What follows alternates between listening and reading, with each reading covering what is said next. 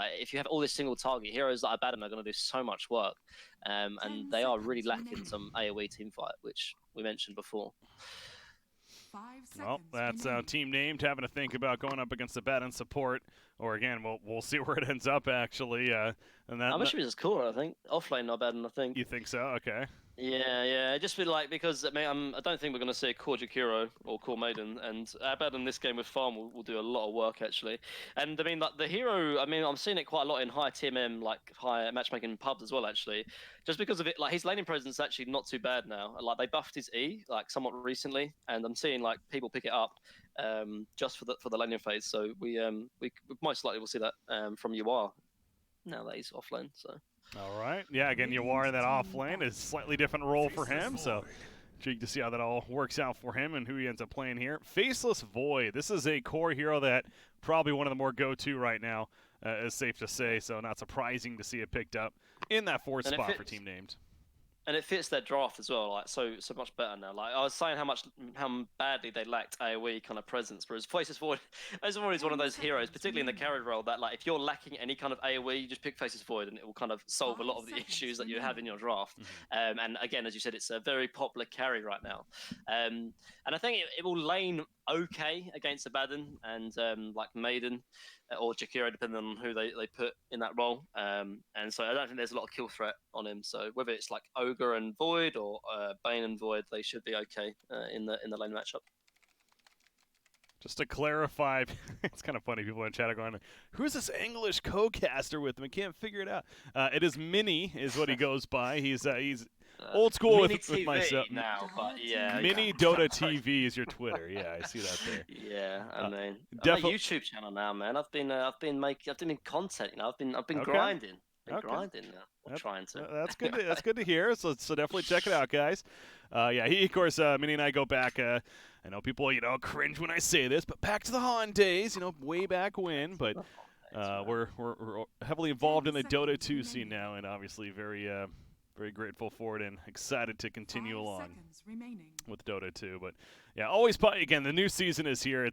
I had the chance, like I said, to catch about a week ago, the We Play event, but before that, it was really the TI qualifiers, and then we had that long break, obviously TI itself, but it was a break from casting, so it almost hurts a little bit, but now with the new season starting, back into it and ready to go once again, kicking it off strong. And I love the format this year. I think it was so smart to combine the major and the minor qualifiers together rather than spreading it out. So maybe a little bit less content to cover overall, but it makes it that much more impactful with the one event. So I'm definitely hyped for it and excited to kick it off here with NA.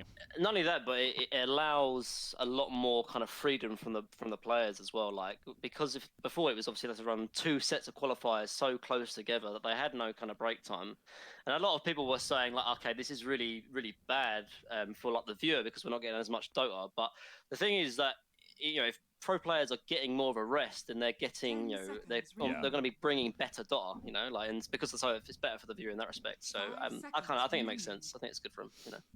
And again, NA guys, 3 slots. that's a whole other conversation for another time, really. But they got 3 slots for the major, so that on top of then, of course, the 1 slot for the minor. So 4 of these teams, 4 of what's 10 teams competing in these qualifiers are going to be going to either the major or the minor. So obviously, pretty good chances right there. But I think it's for good reason. There's certainly some great competition right now in North America competitive Dota. And Quincy Crew is, of course, one of the more expected teams. But what a finish to this draft. We had an Ember Spirit, then the Wraith King snap pick to finish things off. And we got our lineups now. So they go with the Wraith King. Sumail queues up on it. Yeah. There you go. It's weird, man. It's weird seeing him. You think, like, oh, that's instantly going to be a Kunga. But it's, Sumail's playing carry now. You've got to get used to it. But just to talk about how they ended the draft, like Quincy's Crew draft, I mean, maybe it's to be expected, but their draft just seems so well-rounded. Mentioned about how everything they have, but once team name showed that void, the Abaddon pick turned even better than it was before, which was already very good. And this Wraith King is perfect because right now I don't see how they can really kill any of the cores right now. Like Conquer is very tanky, Abaddon of course very tanky, and Wraith King has 2 lives. So just from that alone, this void is going to do a lot less than what he would normally do in a regular game. So really liking the draft with Quincy crew and SVG, man. He's been out of the scene for a while, but from this draft, just singly, like it shows that he's still got it, man. Like you can be out of the game, but still with it, you know. Absolutely, you know, he's been maybe out of the game as a player, but of course he's always been behind the scenes coaching, especially, and he's still been certainly heavily involved when it comes to the analysis side. And so, yeah, not surprising to see a strong draft coming out. And that kind of takes me to team named in their draft. And I'm also trying to clarify, is that an offlane ogre or not with their play? I assume it is, and it looks like Shu is their offlane player, yeah. So it will be the offlane ogre Magi. Ember Spirit in the hands of Romjek, and that is their mid player, of course. So obviously a safe lane faceless void. There you go. Mate, I don't envy you in the way you try and like pronounce some of these names, man. Like, it's tough sometimes. Not easy, man. Not easy. Like, it is. At least my nuts isn't playing right now. Oh so. Man, the good old days of Hon, man. Oh. Anyway, sorry, we're playing Dart, guys. Come on, focus, Breaky. You can't be making me feel like nostalgic. All right, so we see a blacksmith over here on the Dire side. No. All right. Kappa. Loading into the game now, or hopefully. My game took a bit of a free session right there. Okay, we're going. There we go. All right, so this is game 1. Okay, so again, to clarify what this format is all about, so it's group stages. There's 5 teams in each group. We're covering Group B throughout today and tomorrow. It's best of 2. So you all play 2-game series against one another. So you do the math. That's 8 games total for each of the teams.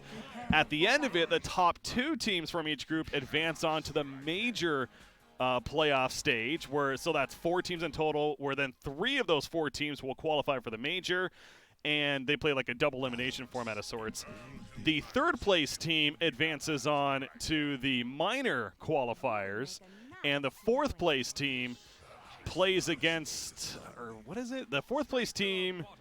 Is it they play the 5th? From each group will play best of the 3 to decide who advances to the minor as well. So they play the other 4th place team as well. So it's a unique format. It's definitely a slightly different format than what we've seen in the past. The point is, you obviously, you get top 2, you're in a pretty good spot to go to the major out of the group stages. So every game's very important. You only have 8 games in total. You definitely want to keep those wins coming here. Yeah, definitely. Good smoke break from like Samel.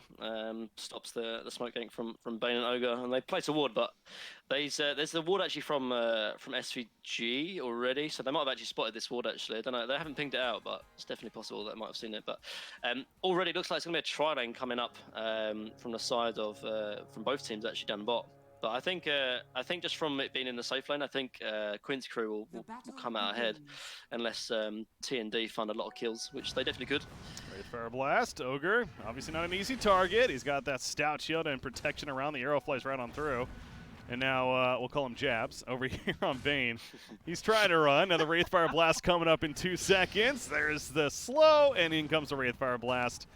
Got more auto attack should do it. Oh, that's a waste. Is it? Yeah, okay. That was a big waste. Oh well, but he tried. SVG gets first blood though, and back into the laning phase we go. So that's not what I meant to press. The hacks are turned off. The bounty rune control, it was a 2 for 2.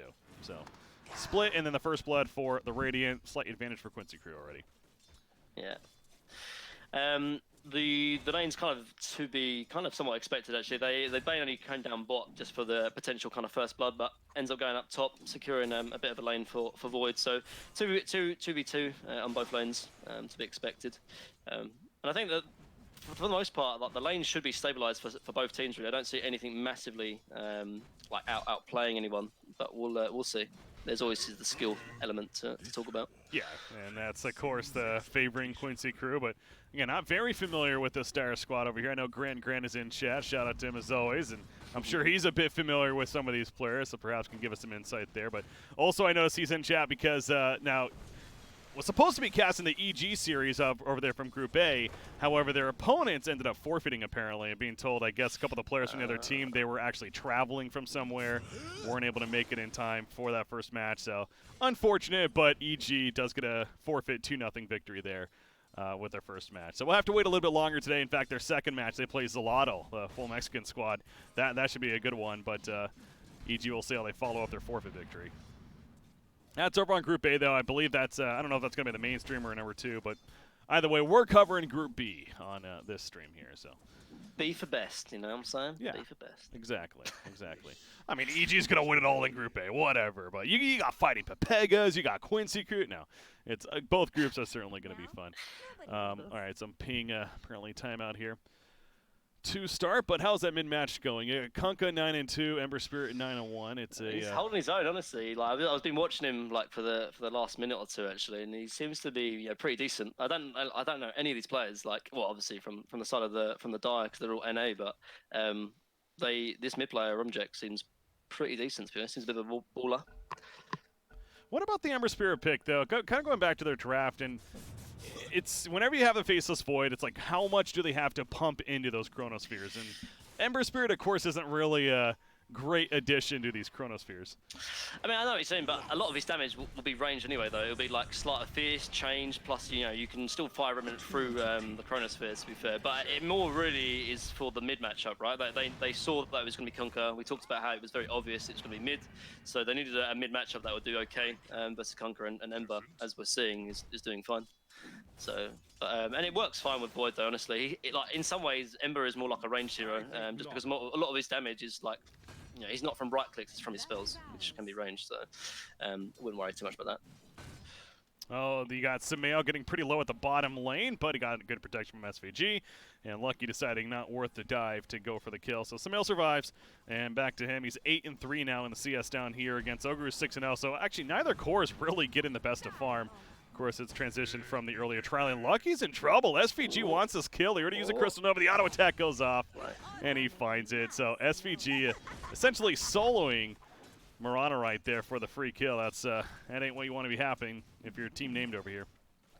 Yeah, and it's just interesting, like, why they went on like to the Sumail to get him low, really, like, because I'm sure if they can combine like with the Fire Blast plus the arrow onto the Crystal Maiden, like, he's gonna die, but they're kind of throwing out arrows like without kind of, you know, setting it up with a stun. So just a little bit kind of lackadaisical kind of play, really, on because I'm sure this CM is a pretty free kill, to be honest, but now with boots it's going to be a little bit harder.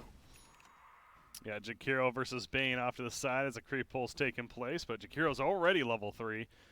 Really at least a half a level, almost even a full level ahead of Bane right now. So, again, top lane also going very well at batting. You mentioned Curse of Avernus, especially in this core role, pretty strong. Yeah. Has the 2 points in Aphotic Shield now, but Yawar is essentially having free pharma here, it feels like. Yeah, and it works really well against Void as well, because if you... Oh, there's a kill down bot as well, actually.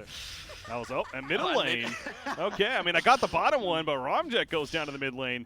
To a solo Kunkka. Yeah, that definitely should not happen.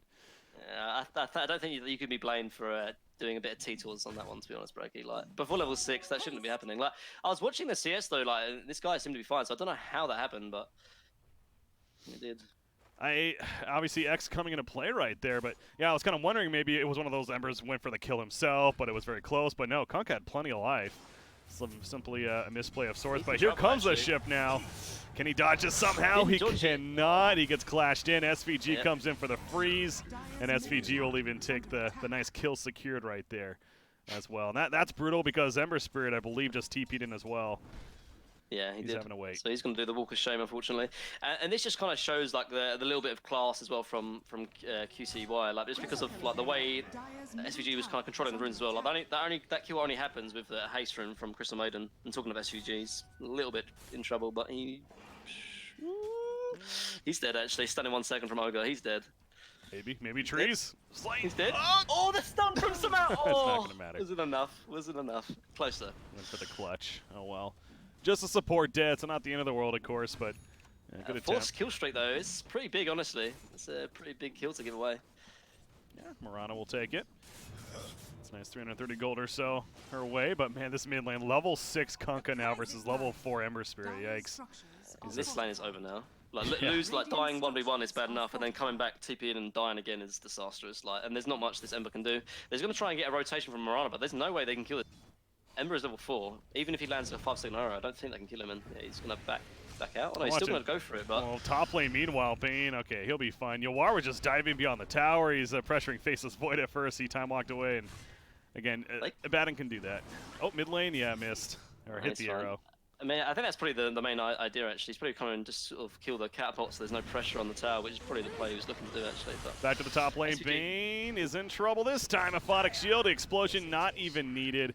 Simply the auto attack to finish off MSS. Credit there, and Faceless Void is just going to hug the tower as much as he can. But yeah, you look at Abaddon's farm and how it compares to Faceless Void especially. Bane's coming back in. Just look at Yoara, though, in his positioning. He's not even level 6 yet. Another Aphotic Shield goes up. Mirana's TPing in as Shu goes down at the bottom lane on the Ogre. Take advantage of the numbers being slightly in their advantage down there. MSS, though, at the top. The Aphotic Shield comes out. Quincy now shows up, hits the stun on a WoW initially. They do get the kill on Jakiro. They are going to lose Bane, though, in response. X pulls back, faces Void, though. No time lock. Means a kill for CCNC, or Quinn, as he's now going by. And there's the glow as well. Lucky. Ain't so lucky here. Can't get away. 10-2 now, favoring Quincy crew. Yeah, and I think they're just starting to show the kind of the skill difference in all lanes, basically losing top, losing mid, losing bot. But I think like just the mid lane especially, like Quinn is doing like some great rotations and sort of he destroyed mid and then comes in top and just secures top as well. So really nice rotations from CCNC. Or I don't know if does he want Quinn now? Is it CCNC or is it like this new kind of branding? Or I don't know. Man. I don't know if it's like Quinn. Is it CCNC? Like yeah, it's funny because I yeah. had him on my podcast show that I just started recently. Again, our first guest here this last week, and he was going by CCNC. So I don't know if this is like you said, if this is just for today or if this is the plan moving forward. If he wants to kind of rebrand there to Quinn, but I mean I'll call it. I like to go by the in-game name usually. So. It's the new Seb, you know, just changing names to the old, like, personal names. And Kyle as well, you know. Everyone's just changing them to the first names, you know, like, your break here. I mean, like, literally, everyone's just doing first names now. Maybe this is the thing to do. Well, all those players have had their moments in the past, I'll put it that way, as far as, you know, some rage here and there. So maybe, this, like I said, it's kind of a renewal. It's a rebrand and kind of going away from that. Understandable. So we'll call him Quinn. At least I will for now. Until told otherwise. But wow, at the top lane, Faceless Void.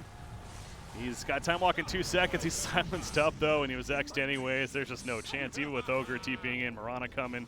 They cannot help in time. In fact, the Ice Path just out of range onto Ogre, so he'll run away, but they're going to get an easy tower kills as well. This is a 6,000 net worth lead at 8.5 minutes.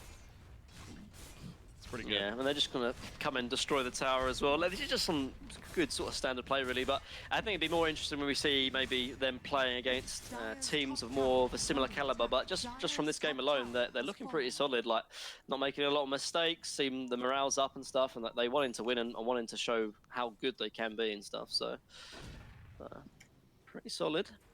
Yeah, I think this is their first official match. I wanted to bring that up earlier because, yeah, they did not play in the ESL event. I was looking at that, and that was really the only other tournament for this region that's taken place, I believe, in that time frame. So, yeah, their first official match. It's no doubt looking pretty good. Again, it's their opponents. They're somewhat unknown, so take it how you will. But their play certainly seems on point. We talked about the draft definitely there as well. And right now they are rolling over team named in game number 1. Another kill onto Ogre. He cannot get away, and that's supposed to be a core Ogre, but it's his farm might as well be a support at this rate. How things are going. Got the movement over here in the Dire jungle as well. Kunkka, he's already got an early earn. He's going for the full Spirit Vessel early on. Is that a make sense item to you for the Kunkka this game? I mean, I think he's playing against a Void, right? So he needs a way to kind of stop his kind of damage being sort of stopped completely by the whole time walk kind of. So it makes sense. I've seen a lot of Conkers really doing this kind of skill build. I think like if they're snowballing, I think it can work really well. And obviously in this game it works so well against the Void. But I've seen it backfire a lot though because of like how kind of much they're lacking in damage from it. But I think this game it makes a lot of sense. And obviously he's snowballing so much that any kind of little item will make a big difference for the most part.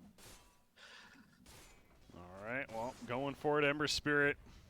Just trying to build simply his first bigger item. He's got Phase Boots, Bottle, Wraith Band. He's got a lot of this early build-up, but needs to get something like the Maelstrom or perhaps a different direction. But anything to help recover at this point in the game, because switching over that net worth, you see he's top on his team, but it's 4th overall, unfortunately, as all 3 cores for Quincy crew look pretty good. Mid lane, SVG, he's held down by the Fiend's Grip. There's a TP coming in from Abaddon, but he cannot get there in time. So they get the kill on Crystal Maiden. And that should be the end of it, as Yoara's going to harass him a little bit with that early Vlad's pickup now. But Yeah, nice kill on a Crystal Maiden at least. And Void might be in trouble with that damn bot. Oh, we tried. Good timing. Nice timing. Yep. As well. Might as well try.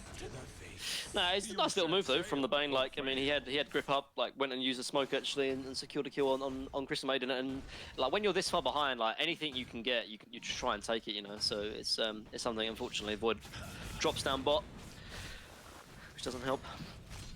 Oh, Silence actually on the Ember, but yeah, he should be fine. I think. I don't think they're gonna dive that far. Core about it is kind of ridiculous, especially with those Christopher Verna stacks and adding up like that. But Quinn, he's going in. He's going to be stunned up, but the Euphonic Shield comes out immediately. You also see the borrowed time activated early from a Batten. The freezing field zoning them out. We'll call it big Chronosphere on 3 heroes. SVG's going to go down there. Hammer Spear flying in with the Remnants. Finally wears out there with the Chronosphere though, and down goes Jakiro, so 2 are dead. But here comes Sumail. He shows up. Jakiro with the buyback as well. And Quincy Crew wants to fight, but the fleeing attempt from Team Name. You got Ember Spirit, nice slide of fist. It's not going to be enough though. Ember Spirit eventually caught and killed off after the fact. Sumail, he finds another Mirana. She does not have any more leaps now. He's got that buckler, has a Ring of Bacillus, so definitely a bit tankier, but ain't tanky enough. Double kill for Sumail, so he shows up and ends up with the 2 kills, and they are going to take out the tower in the end. So it looked half decent for Team Name. They're a big Chronosphere and everything, but that's just a case that they are so far behind the farm. And then AK behind. Yeah, it's actually a pretty nice rotation from the Void, but when Sumail come in and they equaled like the kind of the numbers advantage, it was yeah, it was all going to be in favor of Quincy Crew. Do you know what the name, by the way, why they're called Quincy Crew? Is it like because of Quinn, or like any ideas? I have no clue. Yeah. I don't know if Grant's still in the chat. I wonder like if he has any kind of insights into why they're called Quincy Crew. But like, obviously they're waiting to be picked up by a sponsor, I assume. But I'm just wondering why. Yeah, we've talked about that before. Again, it's but the people that I've talked with they're going to be picked up eventually. Of course, this is not a team that's going to be left there without a sponsor. So they're just kind of a fun name for now. But I do not know the background behind it. No.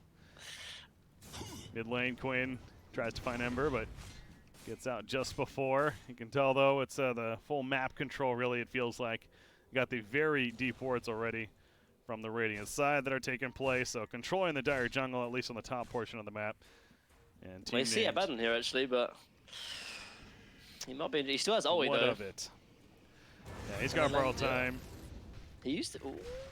He's early. Who's coming he's over? Not yeah, he's dead. He's dead. He's dead. I mean, it took 5 heroes coming together, but you know what? I mean, that's a good kill. Better than nothing, you know. Not bad. It's a start. It's a start. It's a start.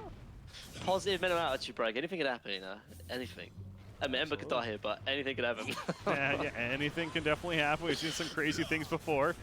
You would hope for a team like this, albeit new, newly put together, is certainly going to have the composure, though, to realize, okay, we got a very big lead. Let's just let's kind of finish the game now. So, but it's Team Named is certainly they're not giving up. So credit to them there for sure.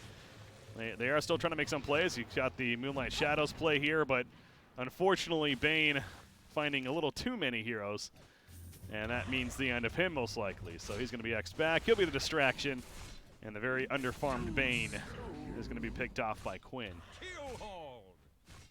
Right there. So 5-0-3 on the Kunkka. He already got the Spirit Vessels we talked about. He's going to go to the Shadow Blade next. So wants that extra way to catch you now, especially on somebody like an Ember Spirit. Makes sense there. You have a Yules being built by Ember Spirit. Certainly a nice safety net tool for him, but even that's still a bit away, and that's really still going to be his first big item. Nice to be out from Sumail, actually. Nearly would have been caught. He could have died there twice, as he was well out of position in terms of like, you know, he was nowhere near anyone, but gets a nice TP off. He's safe in the end. Saw Radiance being built by Wraith King. Is this really the expected build? Yeah, I was gonna say. This is the standard. Like, I mean, yeah, I think Wraith King like a slight, like tiny nerf, like the last patch or the one before that. But I mean, at the end of the day, like the hero is still very much the same way you play him.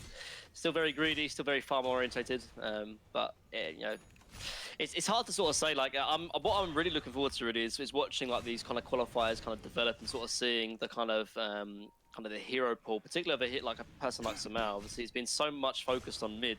I'd like to sort of see what he has in the sort of toolbox for carries, because Wraith King is pretty vanilla, really. It's pretty easy. So we'd like to sort of see what else he's got in the toolbox. Yeah, but play a hard hero like Phantom Assassin or something. A lot of carries, you know, I guess pretty one-button hero, but we'll see.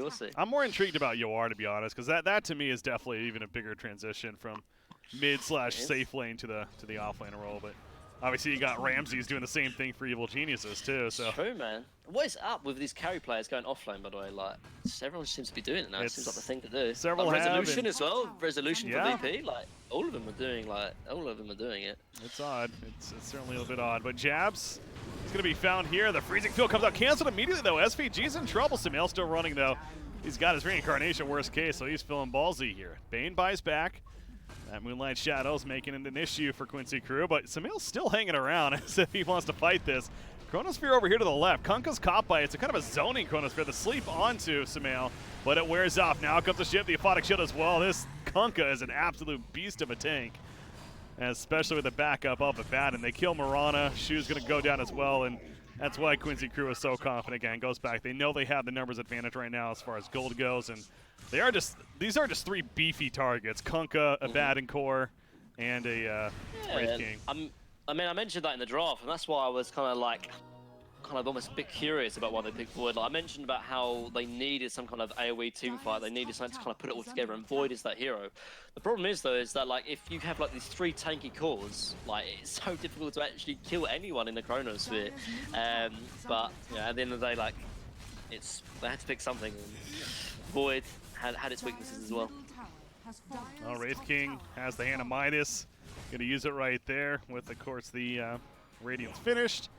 So his net worth looking pretty, nearly doubling the top net worth on the other side, and that's just one way to explain how Quincy Crew is so far ahead right now, amongst many. That's a bloodlusted tower, but they don't care. They're just going to beat down the tier 3 tower anyways. Mirana's caught by the Wraithfire Blast, caught by the Ice Path to follow, and no chance to get out there for herself. So destroyed. Pretty much. Why would they stop now? You got not only just these beefy targets, but you have essentially 2 lives on heroes like Abaddon and Wraith King as well. So yeah, God, this draft, especially with the cores, it is ridiculous. Yeah, it very makes sense against the Faceless Void. It goes back, I think you even talked about that too, but just the idea is like you have this long cooldown in the Chronosphere to catch people, but if you use it on a Wraith King or even a Abaddon, it really doesn't accomplish a whole lot if their ultimates are off cooldown. I mean, we kind of see right here, like going to Sumail, but yeah, he doesn't even die anyways. Okay, there. So badly. He's going to be hit by the sap, but comes right back up, of course, because welcome to Wraith King. And Bane is soon after going to fall as well. He's out for 50 seconds now. That is a dieback. So Quincy Crew, they're not going to leave. They're just going to stay here until they throw in the towel. It feels like. Okay, as I say that, they leave, but yeah, their lead is pretty ridiculous right now. Yeah. I think, I guess it was to be expected. I mean, like, at the end of the day, like, Quincy Crew had like, all these name players, and particularly, like, in the kind of the meta and the whole kind of idea of Dota nowadays, that is, like, if you don't do well in lanes, which, obviously, if there's a skill discrepancy, there is going to be an issue in lanes, then you're going to get rolled over, but, we'll see, like, what will happen next game. Yeah, that's best of 2, so no matter what, of course, you get that second chance, and obviously we figure Quincy Crew is one of the favorites, not only in this group, but certainly one of the 3 teams you would expect going into these qualifiers to really qualify in the end. But you got to get there. And so far in Game 1, though, to kick it all off, they are certainly looking pretty good. But Team Named, I go back to them, not giving up. They have faces forward with this Maelstrom. They're trying to find an opportunity. Chronosphere comes out. This is awkward. The ship's already coming out as well. He gets pulled back. He's lost more life than the Kunkka has. And he's just dead. Yeah, they're desperate, understandable, trying to make anything happen, and it ain't working. You know you're ahead when you don't even need Sumail to like TP down bot, like. But yeah, you're seeing like also like the Abaddon as well. Like that silence played an impact on the Void as well. Like couldn't even time walk out. I mean, if this game went on a lot longer, he'd need mana, he'd need BKB, because just from the Abaddon's Curse of Avernus would be causing him a lot of issues actually in this game. Yeah, it really feels like, whether it was or not, but it almost feels like the Mirana was a bit of a bait now by Quincy Crew, as you know, with the Kunkka obviously being pretty good against her. You could argue Crystal Maiden as well with her freeze. Like the first 2 picks for Quincy Crew were a bit of a reaction to Mirana already. And I also look at the Faceless Void, and yeah, back to the ultimate cooldowns that they're dealing against, both the Reincarnation and the Borrowed Time. It's just so many reasons why this draft is just that much stronger than their opposition. I mean, I think but they can learn a lot from this game though, like because where, you know, you're clearly outmatched in terms of skill. So the next game, like, I really hope they just focus so much on lanes, like just focus everything on lanes, because like if you're like losing the game before the lanes even finish, then you know you're in trouble. So I really hope in the next draft they focus so much on lane, so they don't get completely walked over, because there's something more kind of disheartening to get kind of stomped in the first. Like this game has been really over since like 12 minutes, right? So I really hope them to focus more so on the lanes next draft, because like this game, they look to be kind of trying for kills, for ganks. They just need to kind of stabilize their lanes and go from there. Yeah, it starts with the landing phase, of course, and they perhaps are outmatched. It would be understandable. They are going to call it GG, but certainly try to adjust to that somehow. Give yourself at least an advantage in one of the lanes and try to work off of that, because this mid lane, I mean, we mentioned Ember Spirit actually was contesting pretty well against Kunk early on. Yeah, he was. But then the solo kill happened, and it's like, oh, well, never mind. Yeah. I mean, even if they like try something like a tri lane, like, because in that way, at least 1 or 1.5 lanes that they can. Whereas when they try and kind of compete on every different lane, on every different level, like, they're just simply not going to do it. So just trying to like take it back to basics, just try and secure 1 or 2 lanes, and I think they'd have a better chance. But we'll see next game.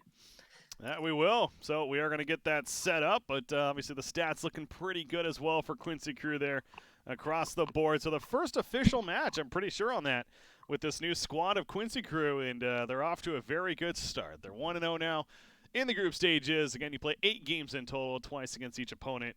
We'll see how they fare in game number 2. Team named, what kind of response? Well, we're going to find out next. The coverage here for our first qualifier for both the major and the minor. Technically more the major right now, so we'll call it the MDL major qualifiers, of course. I'm Breaky CPK, joined by Mini. Stay tuned, ladies and gentlemen. Game 2 going to be coming up next.